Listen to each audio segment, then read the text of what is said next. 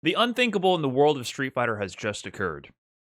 Of course, what I'm saying is, we finally have a new chapter in the book of Sanford Kelly, the gospel of picking a top tier. You think your mom want to hear that you about to try to be the jury with Manon? Huh? You gonna try to walk down a guile? Well, Playing Zangief? well, Is that really what you want? Kids in the corner, standing on top of you. And you don't need no reversal? well, If that was your mama on the ground, would you want a reversal? If that was your mama on the ground, would you want a reversal? An instant classic promo cut by Eli in the Low Kick Esports stream. I'll link you the tweet for the entire video so you can check it out yourself because it is absolutely hilarious. And yeah, you know, a lot of people preach about picking a top tier, and there's a lot of discussion about top tiers being the only way to win in Street Fighter 6, such an unbalanced game.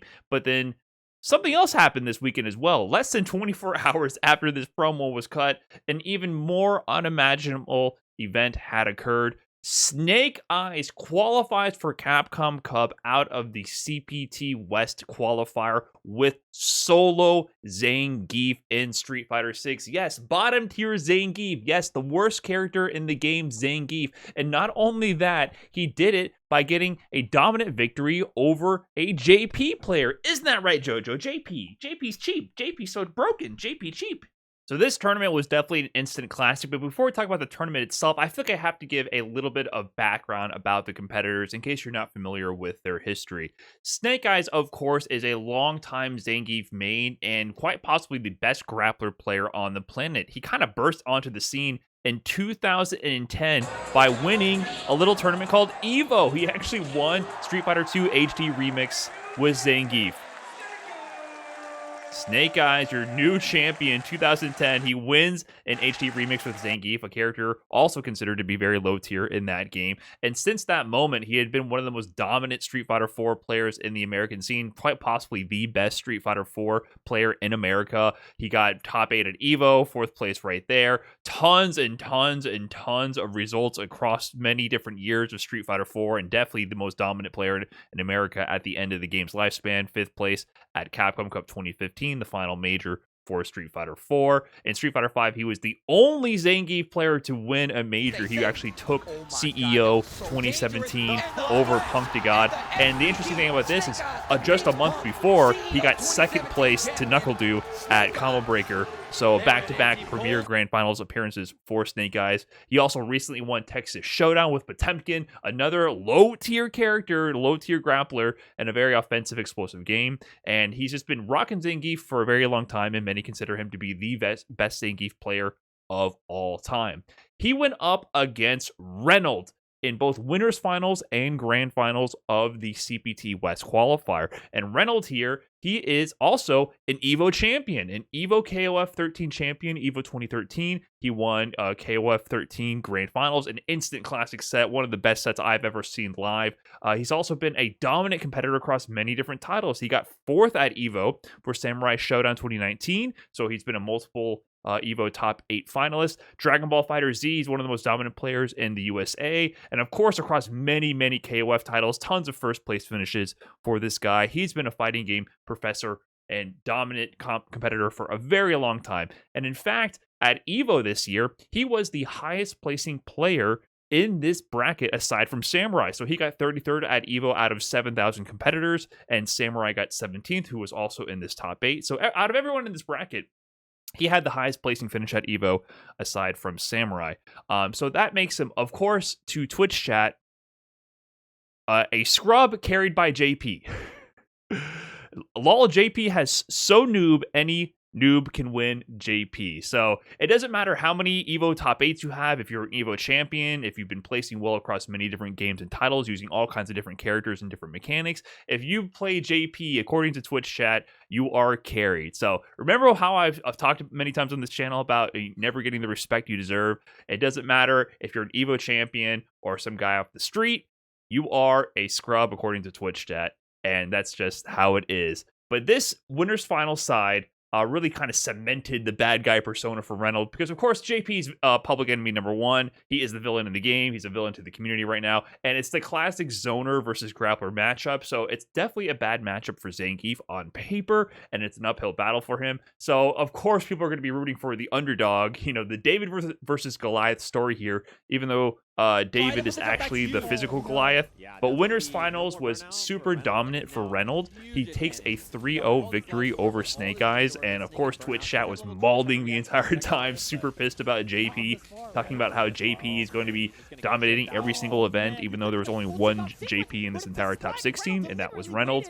So he takes it over Snake Eyez, 3-0 in winners finals. But Snake Eyez, you know, he didn't go down without a fight after that.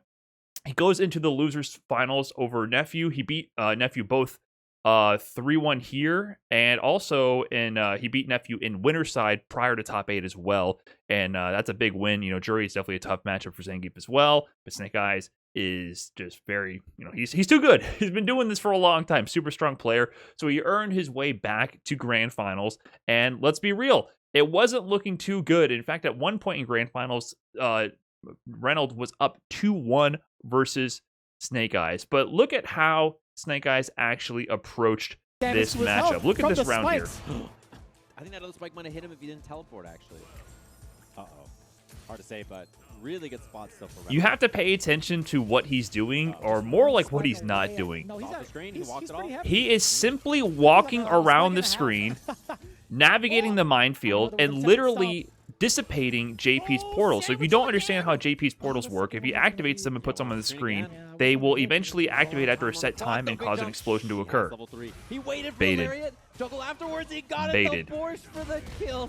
So look, that was an impressive sequence at the end, but look at how he just walks around. Walking forward here, this was key. So the portals ends up behind Snake Eyez here. He walks forward, takes the space, blocks the spike, and as he walks forward, he makes the portal disappear and therefore nullifies its utility. There he jumps over the spike, gets away from the portal, walks forward, it disappears, so it doesn't activate the spike from above. So he is bulldogging extremely effectively, just navigating this minefield from Reynald to push him to the corner with 19 seconds on the clock, 2 jabs worth of health, and once he finally gets him in that position, of course, then finally Zangief's strengths come into play. Is he going to command grab or not? He waits for the jump out, anti-airs, and gets the SPD, and this is just the essence of Snake Eyez and Zangief at the highest level. This pressure cooker, like I always call it the pressure cooker strategy. It's a slow boil. He's slowly trying to apply the pressure, bulldog his way in, and eventually you're gonna have to take a mix. Once he gets you to the corner, you have to guess like anybody else,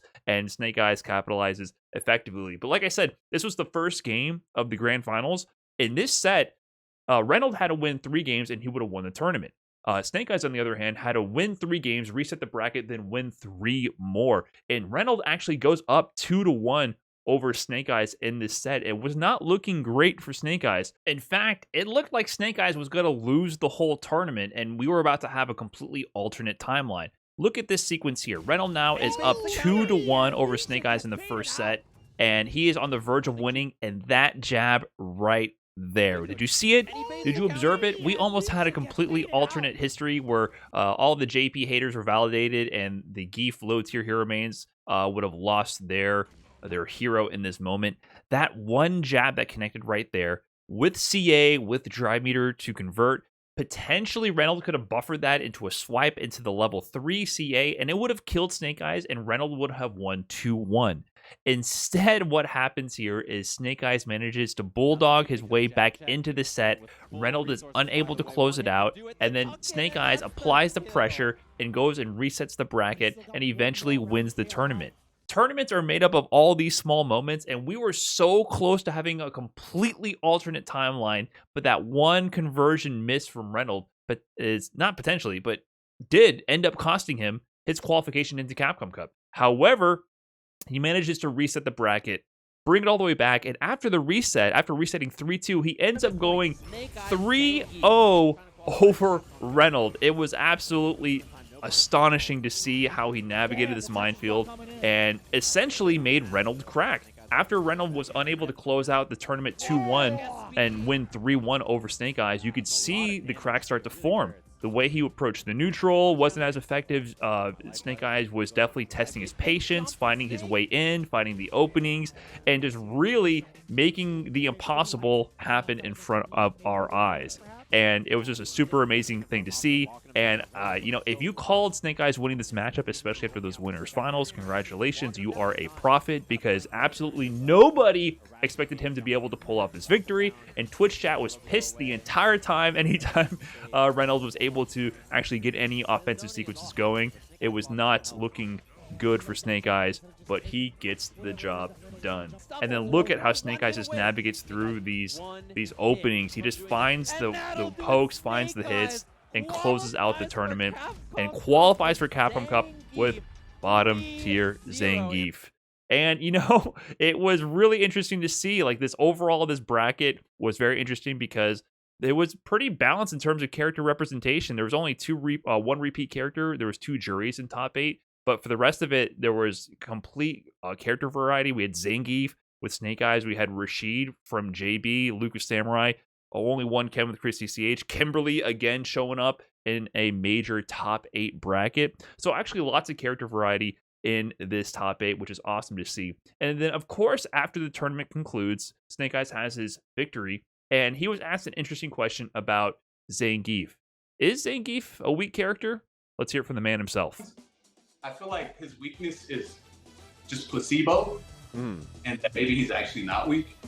But maybe that's just me playing really well as him, or like just outplaying other people. And a lot of the times, other people tend to complain about Zangief, so I kind of listen to them and take those complaints into consideration. And it's just really interesting because I won this tournament, but obviously, your character has to be good in some sort of capacity to win that tournament, right? So, I just don't know if he's weak or strong. Like, I have no idea.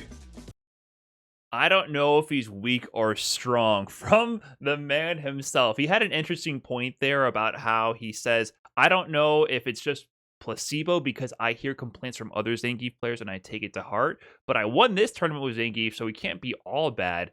So he gives a bit of a diplomatic answer about not saying that he's strong or weak.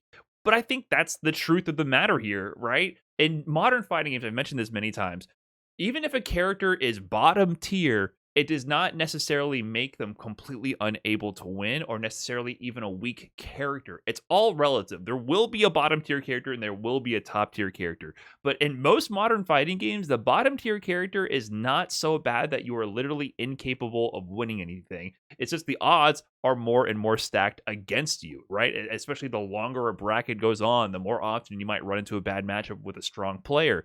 And it goes to show that if you are a legend at your craft, you can overcome these odds and win in the face of great adversity. And I like how he says he's blaming other Zangief players for calling him weak. It's a little bit of a call out. There's been a bit of discourse about are these characters actually bad, or are the people who represent the characters not actually putting up the results because of their own faults in the game? And sometimes it's a little bit of both. But let's be real. There is a lot of factors that go into this win. For one, Snake Eyez has been playing fighting games forever at the highest level possible. He is undoubtedly a prodigy. To come out of nowhere and win EVO for HDR with Zangief, and then to be one of the most dominant Street Fighter 4 players, he is definitely not your average fighting game competitor whatsoever. That cannot be understated. He is now currently, and for many years now, has been a full-time fighting game professional, spending all his time grinding his craft, spending all of his time working on Zangief. So it's a little bit disingenuous to say you can do exactly what Snake Eyez did. Everyone's situation is different, right? If you're, doing this as a hobby on the side, if you're interested in have competitive aspirations, picking Zangief might not be the most effective strategy if you don't have enough time to really dedicate to grinding for those results, right? If you're doing this part-time, it might be a little bit harder. It might behoove you to pick a character with a more even matchup spread that better suits your skills and your schedule, right? So there is a bit of that factor. However, once again, you can do more with your character than you think, right? So what I get disgruntled by, put off by, is when people blame their character for being able to even reach the minimum of competitive success, right? So if you are currently stuck in an extremely low rank with a low tier character, please understand that it's not because of the character, it's because you just haven't learned the character well enough, right? The gap between Snake Eyez level and even an entry level master rank is an ocean's worth of distance. Master rank players in Street Fighter 6 go 0-2 in regular weekly online tournaments all the time. Master rank is kind of like the minimum barrier to entry for a competitive level player, and that's why top level players don't really care about ranked for the most part. But if you are unable to reach master rank with whatever character you're choosing right now, it's because you just simply have to do more work with the character. And that shouldn't be discouraging to hear. That should be encouraging to hear that no matter which character you choose to pick because you identify with that character and you enjoy what they have to offer, there's more you can do. Of course, to reach the top level competitive success, I recommend anybody pick a top tier character, someone with a proven track record and lots of results. That way you can, for one, learn from other players, right?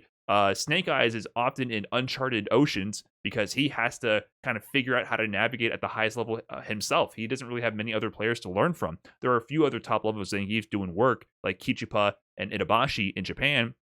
But for the most part, there's not that many people setting the example. He is the example setter right now. He is the trendsetter with Zangief. So if you play Zangief, learn from him, right? You can take things away from what he does and learn from him. So that always has to be said, and that's been a big topic of conversation right now. Another caveat with this win is you got to understand that this is a closed CPT qualifier, meaning it's only West Coast, right? So he had less chances of running into a lot of significant bad matchups by top level players. It's a reduced player pool. If you took Kichipa or Itabashi from Japan, who have been actually doing decent with Zangief in Japan, and put them in this bracket instead of Snake Eyez, there's a chance that they would have won too, right? You can put them maybe in the US Midwest or in the Canada East, whatever World Warrior, in a less competitively dense region, and maybe these top level Zangiefs could perform there as well. Obviously, once you start going to the most competitively dense regions on the planet, you have more chance to run into top level players and more bad matchups. Odds become less and less in your favor as you play a low tier character. But trust, there's always more you can do with your character, whether they're top tier or bottom tier. There is always more to learn. And I think that's something that it really needs to be restated over and over, because I feel like there's a big culture these days of completely writing off characters or completely blaming characters for lack of success. And I don't think that's necessarily the case in a lot of Street Fighter 6 tournaments right now. In fact, if we look at results from around the world, there hasn't been this complete JP Ken domination that people have been talking about for some time. In fact, here we have Ryu winning the World Warrior for Germany, the very first World Warrior event, which is not a CPT qualifier. The World Warrior is the ongoing tournament series. There's 2 ways to qualify. CPT auto qualifier, 1 chance per region. Then the World Warrior is a tournament series over 5 tournaments where you get points, and then at the end of that season, the top 8 players play in 1 final showdown, and winner of that qualifies for Capcom Cup. So people are competing for these points because they want that shot to qualify. Semi 28. I have not heard of Semi 28 in the past. All these other examples I'm going to show you are going to be of long established competitive players who have a huge body of competitive history in Street Fighter. Semi, I'm unfamiliar with your game. That could be my fault. I need to study up. But Semi is a new player on my radar who won with Ryu in Germany. And in fact, we have another Ryu doing work, Ending Walker, who won the World Warrior over Broski's JP in the UK. So Ryu is another character like Zangief, for many people, especially on Twitter, were bemoaning their weaknesses. But it goes to show that you can still find competitive success, even if the characters are low tier. Even if the complaints are valid about the character, there is still more that you can always do to improve the character. Not saying these characters don't deserve buffs or other characters don't deserve nerfs, but please remember, there is always more you can do, and other players are setting that example. Look over here as well. I already brought up this example numerous times. Oniki won in Japan with Kimberly in the first World Warrior event. 628 competitors, the most competitively dense region on the planet. And also look there, Kichipa, 5th place with Zangief. He actually eliminated Daigo in this tournament with Zangief. So another Zangief player doing work. And in fact, wait, let me go back to the World Warrior UK. Quiggy is also using Zangief and got 5th place at this World Warrior event. So Zangief has been cropping up in these results all over the world, really. So he there's more places to look for success with this character as well. And then, of course, we go to World Warrior in France, and Mr. Crimson wins with Dalsum, a character that's not too represented right now. And I don't really know if Dalsum's low tier. I think he's mid tier at the moment, but he's always underexplored. He's not considered to be top tier like he was in the end game of Street Fighter V. And of course, Mr. Crimson to Dalsum is kind of like Snake Eyez to Zangief. He has been a long-time Dalsum main, and the person who really put that character on the map at the highest competitive level in Street Fighter V.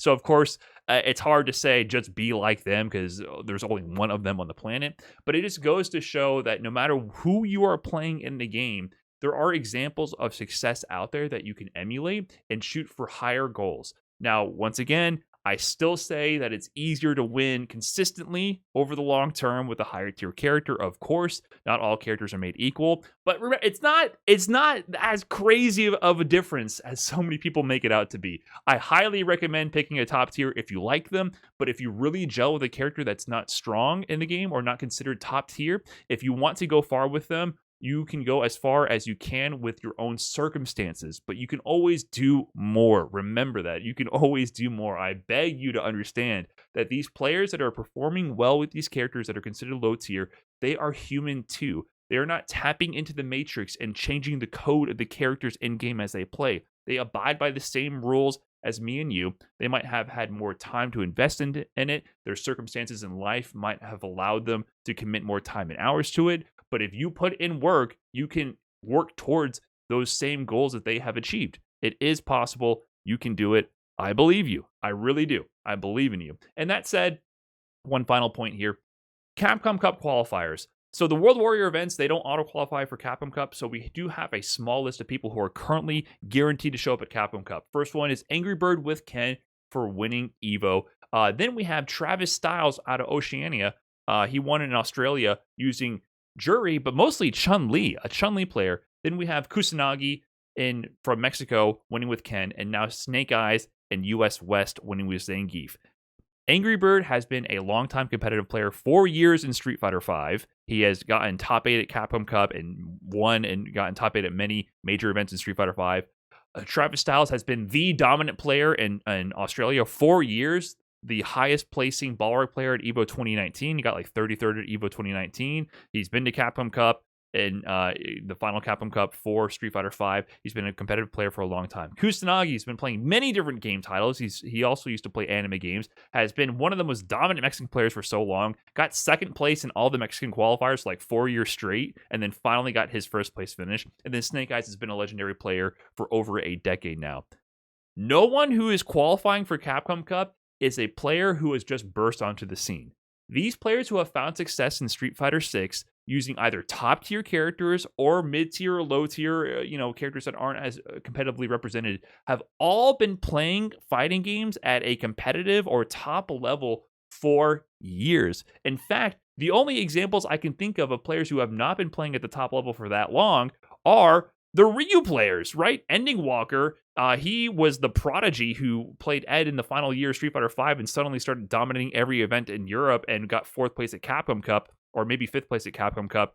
And, he was really burst onto the scene faster than I've seen any young player do ever. And he's playing with Ryu currently and winning events. And then the other player, Semi, I'm unfamiliar with his history, but if he's a brand new player, he's finding success not with Ken, not with JP, but with Ryu. So please, please, please understand that just because you are not familiar with a player's history does not mean that they are so noob any noob can win, or they are carried by their character. Reynald is an EVO champion who got 2nd place in this tournament. He has been around for a long time.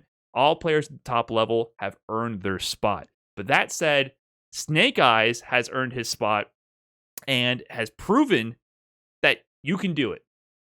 Maybe not the same path that Snake Eyez has taken. He is a cut above the planet with Zangief. He is the grappler main. I have been carried by Snake Eyez' Zangief in my own Twitch Rivals tournament. I've seen firsthand how strong he has been for so many years now, a decade plus. So to see him overcome the odds, though, you should feel inspired by this. But that said, Snake Eyez still has performed almost a miracle here. I don't want to call it a miracle because it's possible. If you put in the work like Snake Eyez, you can be like Snake Eyez. But for now, Snake Eyez is that dude. He is the best grappler player on the planet, and I'm looking forward to him playing at Capcom Cup. We'll see if he picks up a secondary for Capcom Cup or not. I think as time goes on, now people are going to actually study the matchup.